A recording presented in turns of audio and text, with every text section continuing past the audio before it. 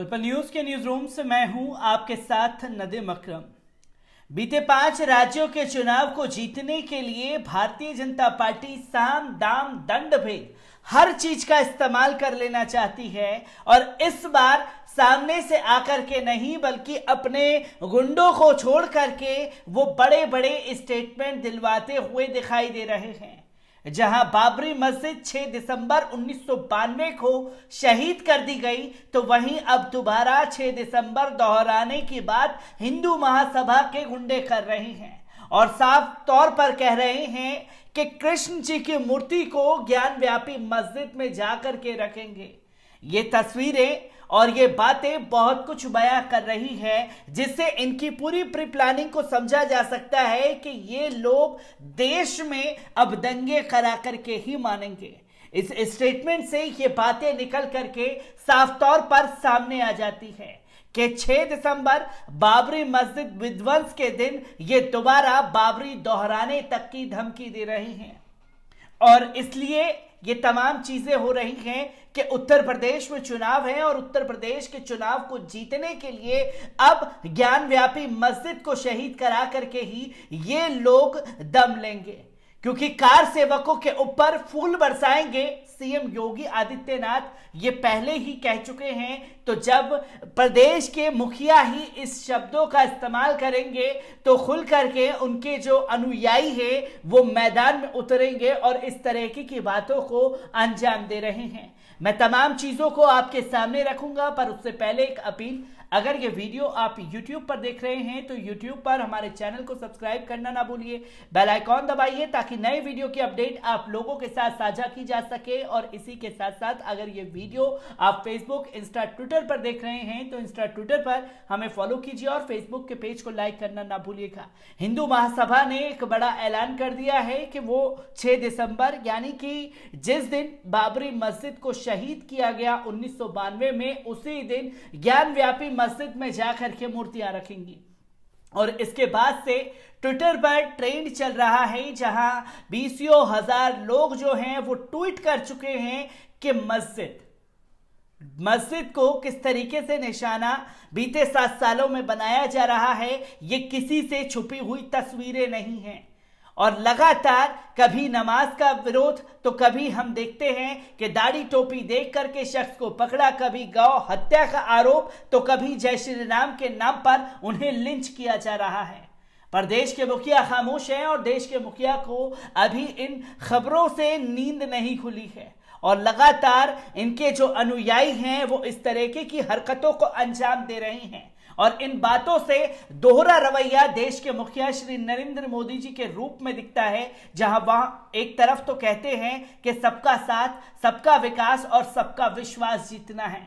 ये कैसा विश्वासघात किया जा रहा है, जहां मुसलमानों की मस्जिदों पर हमला करने की धमकी खुले तौर पर हिंदू महासभा के लोग दे रहे हैं। हिंदू महासभा ने क्या कुछ कहा है, पहले उनके इस बयान पर नजर भी डाल लें।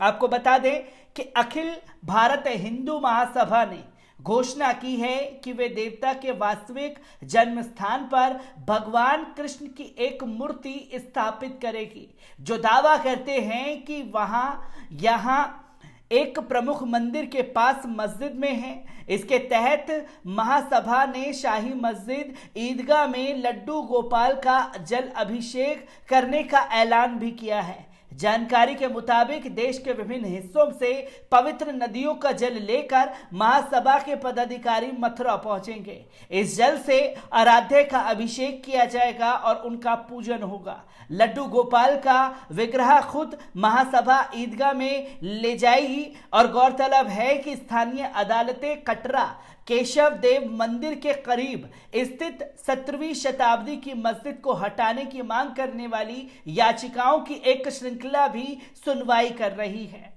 हिंदू महासभा के नेता राजश्री चौधरी ने कहा कि प्रतिमा को 6 दिसंबर को महाजल अभिषेक के बाद जगह को शुद्ध करने के लिए स्थापित किया जाएगा। मस्जिद के अंदर मूर्ति की स्थापना के लिए चुनी गई है तारीख 1992 में अयोध्या में बाबरी मस्जिद के विध्वंस की सालगिरह के साथ मेल खाती है। हालांकि हिंदू महासभा के नेता राजश्री चौधरी ने 1992 की घटना और मथुरा योजना के बीच कोई संबंध होने से इनकार किया है। शाही ईदगाह के अंदर अनुष्ठान करने के लिए महासभा की धमकी ऐसे समय में आई है जब स्थानीय अदालतें कटरा केशव देव मंदिर के करीब स्थित 17वीं शताब्दी की मस्जिद को हटाने की मांग करने वाली याचिकाओं की एक श्रृंखला पर सुनवाई कर रही है। उन्होंने कहा कि महाजल अभिषेक के लिए पवित्र नदियों का पानी लाया जाएगा। चौधरी ने कहा कि हमें अब तक राजनीतिक आजादी मिली है, लेकिन आध्यात्मिक, आर्थिक और सांस्कृतिक आजादी